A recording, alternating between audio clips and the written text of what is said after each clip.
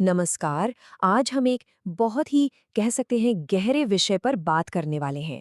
एक ऐसे प्राचीन ग्रंथ के बारे में जो इंसान के सबसे बड़े सवाल का जवाब देने का दावा करता है। और वो सवाल क्या है?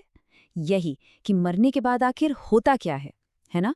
ये एक ऐसा सवाल है जो सदियों से, पता नहीं कब से, हम सबके मन में उठता रहा है। ये एक ऐसा रहस्य है जो हमें खींचता भी है और थोड़ा डराता भी है। तो हिंदू धर्म में एक ग्रंथ है गरुड़ पुराण, जो इस गहरे सवाल का एक पूरा डिटेल्ड, कह सकते हैं, रोड मैप देता है। ये कोई छोटा मोटा ग्रंथ नहीं है, ये 18 महापुराणों में से एक है। और इसकी सबसे खास बात यह है कि इसमें भगवान विष्णु खुद गरुड़ को बताते हैं कि मौत के बाद आत्मा का सफर कैसा होता है। तो चलिए आज इस रहस्यमय नक्शे के पन्ने पलटते हैं। तो ये सफर शुरू कहाँ से होता है? ये शुरू होता है मौत के पल से ही। गरुड़ पुराण के मुताबिक मौत असल में अंत है ही नहीं, बल्कि ये तो एक बहुत लंबी और उलझी हुई यात्रा की बस शुरुआत है। और इस यात्रा का हर एक पड़ाव, हर एक मोड़ हमारे किए हुए कर्मों से तय होता है। ये बात मतलब सच में सोचने वाली है।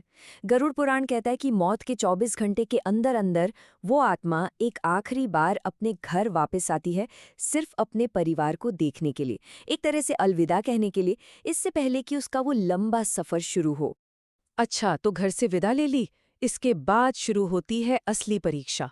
आत्मा का जो यमलोक तक का रास्ता है ना, वो कोई आसान रास्ता नहीं है, बिल्कुल नहीं। ये चुनौतियों, रुकावटों और बहुत ही भयानक नज़ारों से भरा एक खतरनाक सफ़र है। तो ये रास्ता कितना कठिन है? ऐसा माना जाता है कि आत्मा को यमराज के दरबार तक पहुंचने से पहले एक नहीं, दो नहीं, पूरे 16 मुश्किल शहरों से गुजरना पड़ता है। और हर शहर अपने आप में एक नई चुनौती है, एक नई परीक्षा जो उस आत्मा के इरादों को परखती है।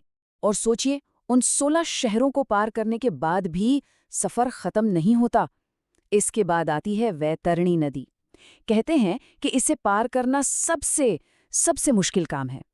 ये नदी डरावनी रुकावटों से भरी हुई है और ये न्याय के दरवाजे तक पहुंचने से पहले की आखिरी और शायद सबसे खौफनाक परीक्षा है।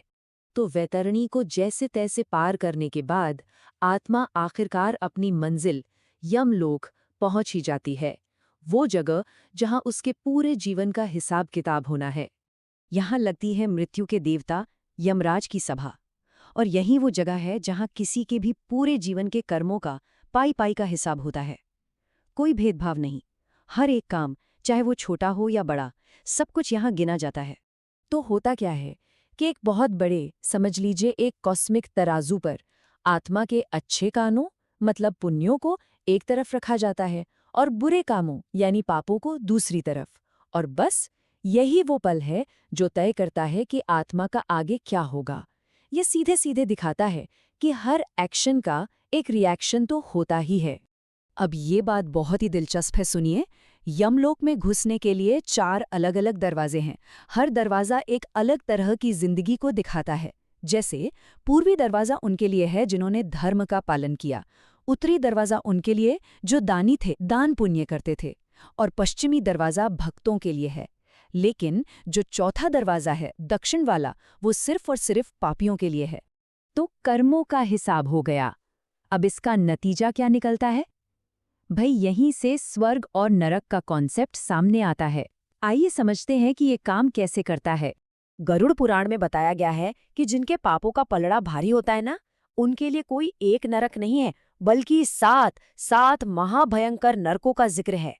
यहाँ कुछ भयानक उदाहरण दिए गए हैं। जैसे एक नरक है रौरव, जहाँ सांपों से पीड़ा दी जाती है।